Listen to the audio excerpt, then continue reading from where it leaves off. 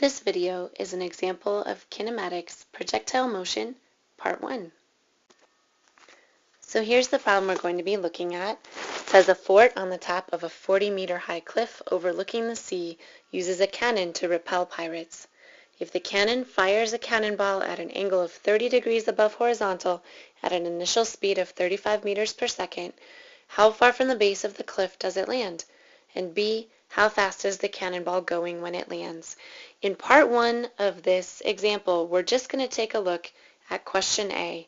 How far from the base of the cliff does it land? Alright, to solve this problem, first I'm going to take a look at a diagram or a picture, some kind of visual representation, and I've gone ahead and sketched that over here. With these black dots, I tried to make a particle motion diagram.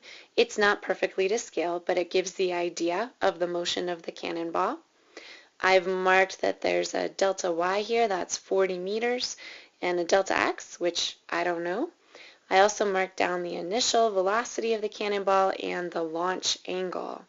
So now I'm going to fill out a table with my knowns. So I was given the initial launch speed and the angle, but now it's very important, since this is a two-dimensional problem, to break those into an x component and a y component. To do that, I'm going to resketch my velocity triangle here. So I have 30 degrees and 35 meters per second. This horizontal component is going to be v initial in the x direction, and that is going to be equal to the cosine of the 30 degrees because I have an adjacent angle and I know the hypotenuse, and so that will be 35 meters per second times the cosine of 30 degrees. And now the y component is going to give me the sine. So 35 times the sine of 30. I'm not leaving enough space for units here. So if I work out those numbers for my initial velocity, it has an x component of 30.3 meters per second and a y component of 17.5 meters per second. Now I'm going to take a look at displacements. I have a y initial that's equal to, let's call it 40 meters. And I have a y final that's equal to 0 meters. My delta x is actually unknown, so I'll go ahead and write a question mark there. And in this problem, I'm being asked to solve for delta x. The last known that's in here isn't specifically given in the problem. It's assumed, and that is acceleration. There's an acceleration in the x direction equal to 0. Since there's nothing that would accelerate the cannonball in the horizontal direction, there is an acceleration in the y direction. It's entirely due to the force of gravity. So that's a negative 9.8 meters per second. So now that I've got this table set up, I'm going to begin to think about what equation I could use to solve the problem. Alright, let's get started on the problem. So I'm asked to find how far it travels, how far from the base of the cliff it lands. I know two equations that will give me displacement. The first one looks like this, that x final equals x initial plus v initial in the x direction times time plus 1/2 acceleration in the x direction times time squared. Well, the problem with this one is I don't know the time right off, so this one's not going to work. Let's take a look at the other one. The other one is that v final in the x direction squared equals v initial in the x direction squared plus 2 times acceleration in the x direction times the change in position. Well, the problem is this has acceleration in the same place where I have displacement, and acceleration in this problem is 0. And so this equation is not going to work. For the moment, it looks like I can't solve the problem, but I could actually use this first equation if I could figure out the time. So let's think of what to do to find the time.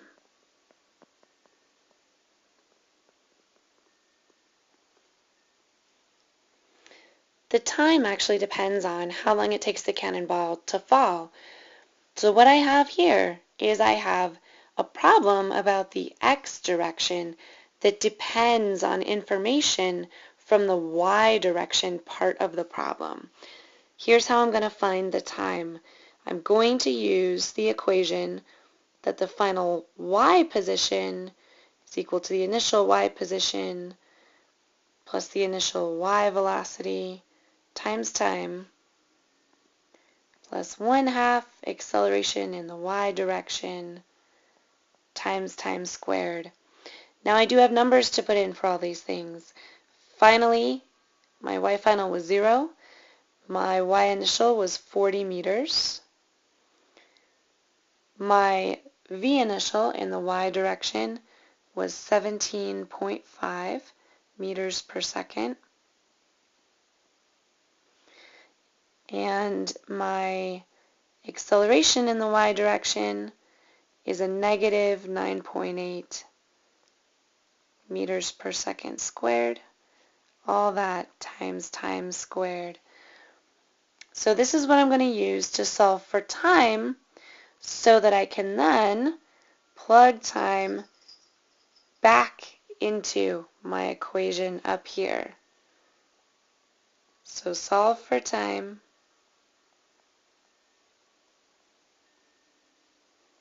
And then use it.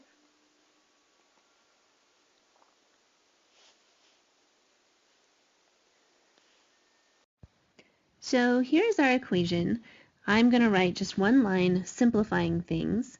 So this is 0 is equal to 40 meters plus 17.5 meters per second times delta t plus 1/2 of negative 9.8 is a negative 4.9 meters per second squared times delta t squared.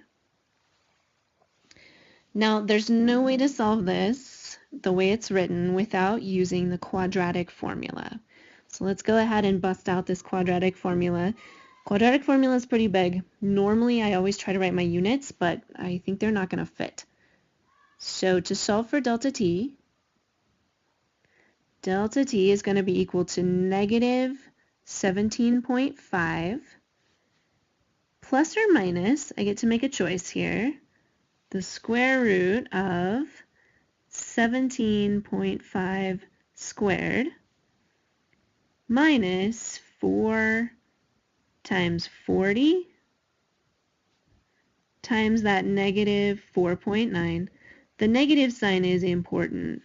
And then I'm going to divide the whole thing by 2 times the negative 4.9.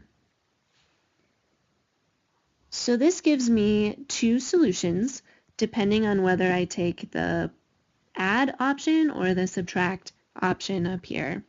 So the two solutions that I get are a negative 1.58 seconds, or if I take the subtract option, I get a positive 5.15 seconds. So the negative time is referring to something that happened before launch. If you traced back the trajectory to before the launch, it's moving as though it came from a point at this time. But we're concerned about what happens after the launch, so we want a positive time, move forward in time. It's one of our general rules. So now we go back to the x side of the problem. So to solve for x final, we take the x initial position plus the initial velocity, the x component of that, times time, that's going to be our 5.15 seconds, plus 1/2 acceleration in the x direction times time squared.